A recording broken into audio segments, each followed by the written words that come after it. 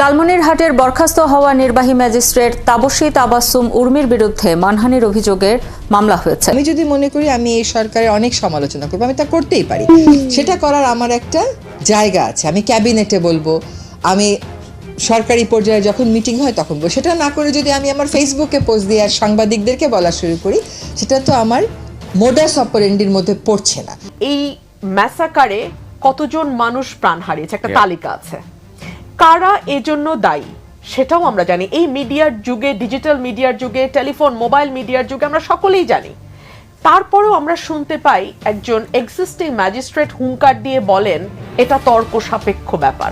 কিন্তু সারা বাংলাদেশ কেঁপে উঠেছে। আপনারা জানেন যে বঙ্গবন্ধুর আদর্শের সৈনিক যারা, তারা কিন্তু সত্য কথা বলতে কখনো ভয় পায় না। সে মুহূর্তের পরিচয় কিন্তু সেই মেয়েটি দিয়েছে। সে একজন ম্যাজিস্ট্রেট হওয়া সত্ত্বেও তো যে জিনিসটা আপনার কাছে বিপ্লব, সেটা আগামী দিনের কারো কাছে বিপ্লব না হতে পারে।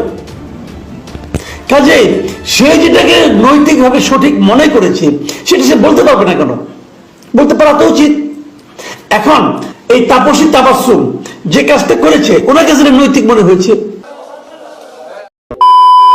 আসসালামু আলাইকুম রহমতুল্লাহ। সবাই কেমন আছেন? আশা করি সবাই অনেক অনেক ভালো এবং সুস্থ আছেন। সবাইকে স্বাগতম জানাচ্ছি আমাদের আরেক নতুন ভিডিওতে। প্রতিদিনের মতো আমি আপনাদের সিরিয়াস ফারুকি আবার চলে আসলাম নতুন একটা ভিডিও নিয়ে। দর্শক, ইতিমধ্যে সবাই ভিডিওর শুরুতে বেশ কিছু অংশ বিশেষ দেখে বুঝতে পেরেছেন আজকের ভিডিওটি কতটুকু গুরুত্বপূর্ণ বা আজকের ভিডিওটি কি বিষয়টা নিয়ে হতে যাচ্ছে। বর্তমানে চলমান রাজনীতি প্রসঙ্গে ইতিমধ্যে বুঝতে পেরেছেন আজকের ভিডিওটা অনেক অনেক গুরুত্বপূর্ণ। তাই সবাইকে অনুরোধ করবো এক মুহূর্ত না টানে সবাই ভিডিওটি দর্শক দেখবেন। তার আগে আপনাকে ছোট্ট একটি অনুরোধ জানিয়ে রাখতেছে, যারা আমাদের চ্যানেলটিতে এখন চ্যানেল সাবস্ক্রাইব করে সাথে দেবেন। চলুন আমরা ভিডিওর বাকি অংশগুলো আমরা একটু বিস্তারিত দেখে আসবো। সবাইকে অনুরোধ করবো এক মুহূর্ত না টানে একটা লাইক দিয়ে সবাই ভিডিওটি ধৈর্য সহকারে দেখতে থাকুন। লালমনিরহাটের বরখাস্ত হওয়া নির্বাহী ম্যাজিস্ট্রেট তাবসী তাবাসসুম উর্মির বিরুদ্ধে মানহানির অভিযোগের মামলা হয়েছে। আগামী 28 নভেম্বর তাকে আদালতে হাজির হতে বলা হয়েছে। এদিকে বরখাস্ত হওয়া এই কর্মকর্তার আচরণ সরকারি চাকরি বিধানের পরিপন্থী উল্লেখ করেছেন উপদেষ্টা সৈয়দা রিজওয়ানা হাসান। শারমিন নীরার রিপোর্ট। ছাত্র জনতার গণঅভ্যুত্থানে নিহত রংপুরের আবু সাইদকে নিয়ে সমালোচনা, সরাসরি প্রধান উপদেষ্টাকে কটূক্তি, বর্তমান সরকারের বিরুদ্ধে কাউন্টডাউন শুরু করা, বিতর্কিত এমন নানা স্ট্যাটাস দিয়ে আলোচনায় আসেন লালমনিরহাটের সদ্য বরখাস্ত হওয়া নির্বাহী ম্যাজিস্ট্রেট তাপসী তাবাসসুম উর্মি। এইসব ঘটনার ধারাবাহিকতায় শুরুতে তাকে ওএসডি ও পরে তাকে বরখাস্ত করে জনপ্রশাসন মন্ত্রণালয়। এবার এই কর্মকর্তার বিরুদ্ধে মানহানির মামলা করে তার বিরুদ্ধে গ্রেফতারি পরোয়ানা জারির আবেদন করেছেন একজন আইনজীবী। আগামী 28 নভেম্বর তাকে হাজির হবার নির্দেশ দিয়েছে আদালত। এইদিকে তাপসী তাবাসসুম উর্মির বিরুদ্ধে শাস্তিমূলক ব্যবস্থা নেওয়ার প্রতিক্রিয়ায় নানামুখী সমালোচনা তৈরি হয়েছে। উপদেষ্টা রিজওয়ানা হাসান ৭১কে জানান, প্রশাসনের নানা বিষয়ে অসন্তোষ নয়, বরং কিছুটা অস্থিরতা চলছে। আপনি সরকারি চাকরি করে আপনাকে কতগুলো নিয়ম মানতে হয়। আমি যদি মনে করি আমি এই সরকারের অনেক সমালোচনা করবো, আমি তা করতেই পারি। সেটা করার আমার একটা জায়গা আছে। আমি ক্যাবিনেটে বলবো, আমি সরকারি পর্যায়ে যখন মিটিং হয় তখন বলবো। সেটা না করে যদি আমি আমার ফেসবুকে পোস্ট দিয়ে আর সাংবাদিকদেরকে বলা শুরু করি, সেটা তো আমার মোডাস অপারেন্ডির মধ্যে পড়ছে না। এদিকে একের পর এক অবসরপ্রাপ্ত কর্মকর্তার বিরুদ্ধে মামলা, গ্রেফতারে কি বার্তা দেয় জানতে চাওয়া এই আইনজীবীর কাছে। যে কোনো মামলাতে তো সরকারের একটা সিস্টেমকে কাজ করতে হয়। তা আপনি পুলিশ বলেন বা প্রসিকিউটররা বলেন, যদি মামলাগুলো শক্ত ভিত্তির উপর না দাঁড়ায়, তাহলে এই প্রতিষ্ঠানগুলো যে কাজ করে সেগুলো আসলে তাদের কাজের উপর বাড়তি চাপ পড়ে। কিন্তু জনগণকে তো আমি জানি এই ম্যাসাকারে কতজন মানুষ প্রাণ হারিয়েছে একটা তালিকা আছে, কারা এজন্য দায়ী সেটাও আমরা জানি। এই মিডিয়ার যুগে, ডিজিটাল মিডিয়ার যুগে, টেলিফোন মোবাইল মিডিয়ার যুগে আমরা সকলেই জানি। তারপরেও আমরা শুনতে পাই একজন এক্সিস্টিং ম্যাজিস্ট্রেট হুঙ্কার দিয়ে বলেন এটা তর্ক সাপেক্ষ ব্যাপার, এটা মীমাংসিত নয়। একটা অস্থির সময় পার করছে। কেন? নানান রকম অনিশ্চয়তা। মাত্র একটি ফ্যাসিবাদের হাত থেকে বাংলাদেশ মুক্ত হলো, কয়েক হাজার মানুষ আহত অবস্থায় এখনো হাসপাতালে আছে, অনেকগুলো তাজা প্রাণ দেওয়া হয়েছে এবং 2 মাস পার হয়ে গেছে। এর মধ্যে দিয়ে যেই বার্তাটি আসলে আমরা পাচ্ছি সকলেই, আমরা ঠিক বুঝতে পারছি না দেশ কোন দিকে যাচ্ছে। না বোঝার কারণ কি? না বোঝার কারণ হচ্ছে, দেখুন মতি ভাই, আমাদের 60 ডেজ, অনেকে বলবেন এটা খুব লম্বা সময় নয়, কিন্তু আমরা যারা রাজনৈতিক কর্মী, আমাদের কাছে মনে হচ্ছে সময়টি খুব অল্প নয়। একটি নির্বাচিত সরকার যে 5 বছরের জন্য আসে, তার জন্য কিন্তু আমরা হানিমুন পিরিয়ড 3 মাসের বেশি ধরি না। আর সেখানে এই সরকারটি অভ্যুত্থান পরবর্তী সরকার, এই সরকারের জন্য 2 মাস খুব অল্প সময় ভাবলে ভুল হবে। এবং আমি একজন আইনজীবী এবং একজন রাজনৈতিক কর্মী হিসেবে কয়েকটি প্রশ্ন আমার সামনে এসছে। এক হচ্ছে, বাংলাদেশে কি গণ অভ্যুত্থান হয়েছে না বিপ্লব হয়েছে? যদি গণ অভ্যুত্থান হয়ে থাকে তাহলে সংবিধান যেটি আগে এক্সিস্ট করছিল সেটি এখন এক্সিস্ট করছে। আর যদি এটি বিপ্লবোত্তর সরকার হয় তাহলে কিন্তু আগের সংবিধান আর এক্সিস্ট করছে না। আমরা দেখতে পাচ্ছি সংবিধান সংশোধন এবং পুনর্লিখন, এটা নিয়ে একটা ডিবেট কিন্তু তৈরি হয়েছে। শুরুতেই প্রধান উপদেষ্টা কিন্তু শপথ নিয়েছেন সংবিধান অনুযায়ী প্রেসিডেন্টের কাছে। একদম। তো তাহলে এটা বিপ্লবোত্তর বলা যাবে না।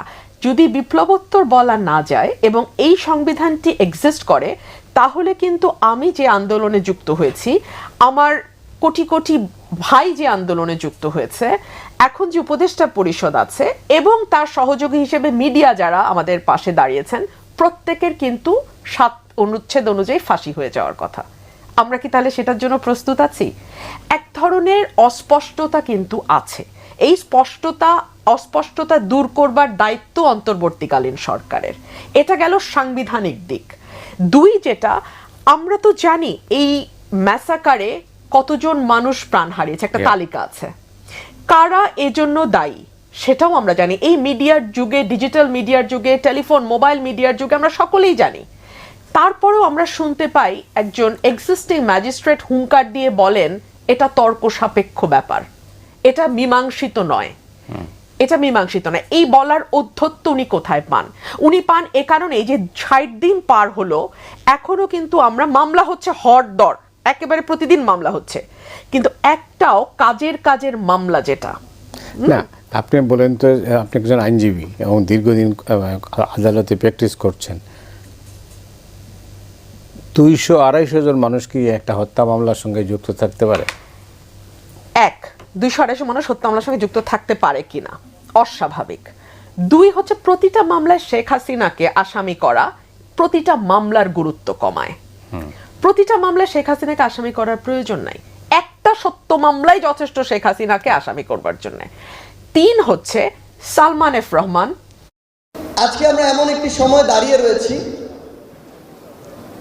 যেই সময়টিতে আমাদের যে পথ চলা, এই পথ চলার একটি ধাপ শেষ হয়ে দ্বিতীয় ধাপ শুরু হয়েছে মাত্র। কিন্তু এই ধাপে বেশ কিছু জিনিস, বেশ কিছু বিষয় দেখা যাচ্ছে। আমরা স্পষ্ট করে প্রত্যেকটি জায়গায় বলেছি, 24-এর ছাত্র জনতার অভ্যুত্থানে ফ্যাসিস্ট হাসিনার যে আমরা পতন ঘটিয়েছি, ফ্যাসিস্ট আওয়ামী লীগের দালালরা ব্যতীত বাংলাদেশের সকল দলের, মতের, ধর্মের, বর্ণের, বয়সের মানুষের স্বতঃস্ফূর্ত অংশগ্রহণ ছিল বলেই এই অভ্যুত্থান সফল হয়েছে। এই ক্রেডিট সকলের।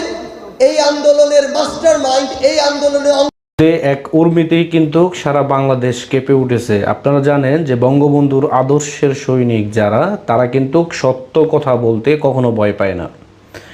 সে মুহূর্তের পরিচয় কিন্তু সেই মেয়েটি দিয়েছে। সে একজন ম্যাজিস্ট্রেট হওয়া সত্ত্বেও সে যে সত্য কথা, আপনার সাহসী ভূমিকা নিয়ে যে সে জাতির সামনে পেশ করতে পেরেছে, এর জন্য আমি তাকে স্যালুট জানাই।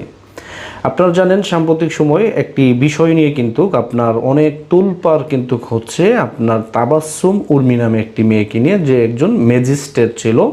সে কিন্তু বঙ্গবন্ধুর আদর্শ সে লালন করে এবং কি সে একটি পোস্ট করেছিল অন্তর্বর্তীকালী সরকারকে নিয়ে, এবং কি আমাদের এই দেশকে আপনার রিসেট বাটনে পোস্ট করে সব কিছু ডিলিট করে দেওয়ার নাম করে যে ষড়যন্ত্র ইতিমধ্যে চলতেছে, ওইটার বিষয়ে কিন্তু সে সাফ একটি বক্তব্য ফেসবুক পোস্টের মাধ্যমে জাতির সামনে তুলে ধরে।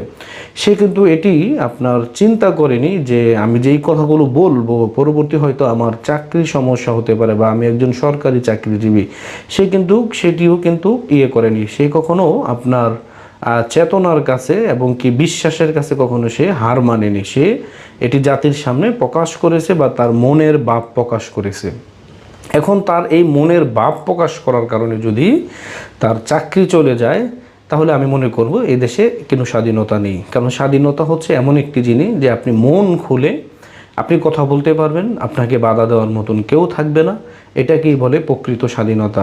1971 সালে যে নিয়ত করে, যেই চেতনা বুকে লালন করে যারা বীর শহীদরা যারা রক্ত দিয়েছে এদেশের জন্য, ওই সব কিছু আপনি রিসেট বাটনে পুশ করে সব কিছু আপনি ডিলিট করে দিবেন, এটা কিন্তু এদেশের জনগণ কখনো অ্যাকসেপ্ট করবে না, এবং কি আপনাকে বরঞ্চ এদেশের মানুষের কাছে লাঞ্ছিত এবং কি অপমানিত হতে হবে।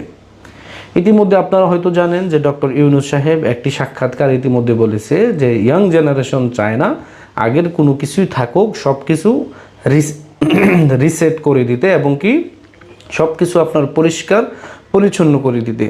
তার মানে কি স্বাধীনতা কি আমরা ভুলে যেতে পারবো? এদেশে 30 লক্ষ মানুষ জীবন দিয়েছে, তাদেরকে কি আমরা ভুলে যেতে পারবো? কখনোই ভুলে যেতে পারবো না। তার মানে আপনি যেই বক্তব্য ইতিমধ্যে দিয়েছেন, এটাও আমি মনে করি যে আমাদের দেশ বিরোধী কথাবার্তা, বা আপনি এদেশের মুক্তিযুদ্ধে বিশ্বাসী না এবং এদেশের স্বাধীনতায় আপনি বিশ্বাসী না। আসসালামু আলাইকুম প্রিয় দর্শক, আমার ধারণা এরই মধ্যে আপনারা তাপসী তাবাসসুম উর্মি এই নামটার সঙ্গে পরিচিত হয়ে গেছেন। উনি কিন্তু খুব বিখ্যাত কোনো ব্যক্তি নন। লালমনিরহাট জেলা প্রশাসক কার্যালয়ের সহকারী কমিশনার বা নির্বাহী ম্যাজিস্ট্রেট। ওনার নাম হয়তো কেউ জানতেনই না যদি না উনি ফেসবুকে একটা স্ট্যাটাস না দিতেন, এবং সেই স্ট্যাটাসকে কেন্দ্র করে এর মধ্যে অনেক কিছু হয়ে গেছে। সেই ঘটনাগুলো আপনাদেরকে আমি বলবো। স্ট্যাটাসটা উনি দিয়েছিলেন ভয়েস অফ আমেরিকাকে, আমাদের প্রধান উপদেষ্টা ডক্টর মোহাম্মদ ইউনূস যে ইন্টারভিউ দিয়েছিলেন, সেই ইন্টারভিউর একটা ভিডিও ক্লিপ সোশ্যাল মিডিয়ায় আপনারা দেখেছেন, আমিও দেখেছি। সেখানে ওনাকে প্রশ্ন করা হয়েছিল 32 নম্বরের যে আগুন ধরানো এবং বঙ্গবন্ধুর স্ট্যাচুগুলি ভাঙার ব্যাপারে। তো উনি ডক্টর ইউনূস একটু বিরক্ত হয়ে বলছিলেন যে আপনি বাস্তবতা সম্পর্কে কোনো ধারণা নাই। এরই মধ্যে রিসেট বাটনে টিপে দেওয়া হয়েছে, মানে অতীত সব ভুলে যান, নতুন করে ভাবতে হবে। ঠিক এই প্রসঙ্গেই এই উর্মি একটা স্ট্যাটাস দিয়েছেন। উর্মি কি লিখেছেন স্ট্যাটাসে, আমি ওই স্ট্যাটাসটা একটু পড়ে শোনাই। উনি বলেছেন যে সাংবিধানিক ভিত্তিহীন অন্তর্বর্তীকালীন সরকারের প্রধান উপদেষ্টা বলেছেন রিসেট বাটনে পুশ করা হয়েছে, অতীত মুছে গেছে। রিসেট বাটনে ক্লিক করে দেশের সব অতীত ইতিহাস মুছে ফেলেছেন তিনি। এতই সহজ? কাউন্টডাউন শুরু হয়ে গেছে আপনার মহাশয়। এই হলো উর্মির স্ট্যাটাস। মানে উর্মি বলতে যাচ্ছে রিসেট বাটনে পুশ করে দেশের সব অতীত ইতিহাস মুছে ফেলা যায় না। এটা নিয়ে বিতর্ক হতে পারেন, আপনিও বিতর্ক করতে পারেন, আমিও আলোচনা করতে পারি, কিন্তু সেই আলোচনায় কিন্তু আজকে আমি যাব না। ওই আলোচনাটা একটা বড় আলোচনা, আমি আগামীর জন্য তুলে রাখলাম। আমি সময় সুযোগ মতো বলবো, আমার একটু ডিটেল বলতে হবে। আমি এখন যে বিষয়টা বলতে চাচ্ছি তার আফটার ইফেক্ট কি হলো। 5 তারিখের ঘটনা এটা। 5 তারিখে উর্মি এই স্ট্যাটাস দিয়েছেন, 6 তারিখে প্রথম তাকে ওএসডি করা হয়েছে, তারপর 7 তারিখ, আজকে 7 তারিখ তাকে সাময়িক বরখাস্ত করা হয়েছে এবং তার বিরুদ্ধে বিভাগীয় মামলা করার উদ্যোগ নেওয়া হয়েছে। এই হলো ঘটনা। কিন্তু যে প্রজ্ঞাপনের মাধ্যমে জনপ্রশাসন মন্ত্রণালয় তাকে ওএসডি করেছিল, সেই প্রজ্ঞাপনে কিন্তু কারণটা উল্লেখ করা হয় নাই। মানে কেন উর্মিকে ওএসডি করা হলো, কেন তাকে সাময়িক বরখাস্ত করা হলো, সেই কারণটা কিন্তু প্রজ্ঞাপনে উল্লেখ নেই। কেন নেই? এই জিনিসটা কি একজন নাগরিক হিসেবে আমি জানতে চাইতে পারি না? উর্মি জানতে চাইতে পারে না? প্রজ্ঞাপনে তো উল্লেখ করতে হবে অপরাধটা কি। আমি মনে করি এটা উল্লেখ থাকা উচিত ছিল এই কারণে যে যদি উর্মি কোনো অপরাধ করে থাকে, সে অপরাধটা কি জানলে পরে অন্য সরকারি কর্মচারীরা হয়তো সতর্ক হতে পারতেন যে এটা একটা অপরাধ, এই কারণে তারা এই কাজটা করবেন না যদি চাকরি রক্ষা করতে চান। সাধারণ মানুষ জানতে পারতো যে সরকারি কর্মচারী কর্মকর্তাদের কি কি করা উচিত না, কি কাজ করলে পরে তার বিরুদ্ধে বিভাগীয় ব্যবস্থা নেওয়া যেতে পারে, কি কাজ করলে তাকে সাময়িক বরখাস্ত করা যেতে পারে অথবা ওএসডি করা যেতে পারে। এটা জানা দরকার, ট্রান্সপারেন্সি জরুরি। উল্লেখ থাকলো না কেন? দ্বিতীয় কথা হলো যে বলা হয়েছে যে তাকে সরকার মানে একটা নিউজে আমি দেখলাম, প্রথম আলোর একটা নিউজ পড়লাম আমি, সে প্রথম আলোর নিউজে বলা হয়েছে যে সংশ্লিষ্ট একটি সূত্র অনুযায়ী তাপসী তাবাসসুমের একটি ফেসবুক পোস্ট নিয়ে আলোচনা চলছে। ওই পোস্টে অন্তর্বর্তী সরকারের শীর্ষ পর্যায়ের একজন বক্তব্যকে কটাক্ষ ও সমালোচনা করা হয়। মূলত এ কারণেই তাকে ওএসডি করা হয়। এটা হলো প্রথম আলো রিপোর্ট। তারা একটা সরকারের একজন সংশ্লিষ্ট সূত্রের সঙ্গে আলাপ করে এই তথ্যটা পেয়েছে। আমি তথ্যটাকে যদি সত্য ধরি, এটা মিথ্যা হতে পারে আমি জানি না, প্রথম আলোর উপর ডিপেন্ড করতে ইচ্ছা করে। যদি এটা সত্য ধরি তাহলে তো আরো ভয়াবহ। কি কারণে? যে একটা জাতীয় ইস্যুতে একজন সরকারি কর্মকর্তা কি কোনো মন্তব্য করতে পারবে না? সরকারি কর্মকর্তারা কি শীর্ষ প্রশাসনের শীর্ষ ব্যক্তির অথবা রাষ্ট্রের শীর্ষ ব্যক্তির অথবা একজন শীর্ষ পর্যায়ের কোনো একজন ব্যক্তির সরকারের তার দাস? তা তো হতে পারে না। সরকারি কর্মকর্তারা public servant, not government servant. কথাটা কিন্তু খেয়াল করতে হবে ভাই, ঠান্ডা মাথায় বুঝেন। সরকারি কর্মচারীরা পাবলিক সার্ভেন্ট, সে গভর্নমেন্ট সার্ভেন্ট নয়। ধরা যাক হাসিনা আমলের কথা, এটা যদি অন্যায় হয়ে থাকে তাহলে হাসিনার আমলে হাসিনার সমস্ত অগণতান্ত্রিক কর্মকাণ্ড, অগণতান্ত্রিক সিদ্ধান্ত, ফ্যাসিবাদী সিদ্ধান্ত, তার বিরোধিতা যদি কোনো সরকারি কর্মকর্তা করতো তাকে আপনি খারাপ বলতেন না তো, বলতেন স্যার বিপ্লবের পক্ষে আছে। তো যে জিনিসটা আপনার কাছে বিপ্লব, সেটা আগামী দিনের কারো কাছে বিপ্লব না হতে পারে। কাজে সে যেটাকে নৈতিকভাবে সঠিক মনে করেছে সেটা সে বলতে পারবে না কেন? বলতে পারা তো উচিত। এখন এই তাপসী তাবাসসুম যে কাজটা করেছে, ওনার কাছে নৈতিক মনে হয়েছে, উনি এটা করেছেন। আরেকটা কথা, সেটা হলো ইউনূস সাহেব শুরু থেকে বলে আছেন আপনারা আমার সমালোচনা করুন। উনি কিন্তু সমালোচনা আহ্বান করেছেন। কেন আহ্বান করেছেন? উনি সমালোচনাটাকে আহ্বান করলেন কেন, ইনভাইট করলেন কেন? একটা কারণ আমি যেটা মনে করি, আমার বিবেচনা, সেটা হলো মানুষ মাত্রই ভুল হয়, ওনারও ভুল হতে পারে। উনি হয়তো চেয়েছেন যে ওনার যদি কেউ সমালোচনা করে তাহলে উনি বুঝতে পারবেন যে ওনার ভুলটা কোথায় হচ্ছে, উনি ওনার ভুলটা শুধরে নেবেন। এটা তো হতেই পারে। সেক্ষেত্রে ওনার রিসার্চ বাটন পুশ করার বিষয়টাকে যদি এই তাপসী তাবাসসুম উর্মি সমালোচনা করে থাকে তাহলে ডক্টর ইউনূস বরং একটা সেকেন্ড থট দেওয়ার সুযোগ পাবেন যে কথাটাকে বলা ওনার ঠিক হলো, ঠিক নাও হতে পারে। যেমন ধরেন ডক্টর ইউনূসের একটা কথা আমি খুবই বিরোধিতা করেছি, যেমন উনি আমেরিকায় যে বলেছিলেন পুরো আন্দোলনটাই নাকি ছিল প্রি প্ল্যান্ড।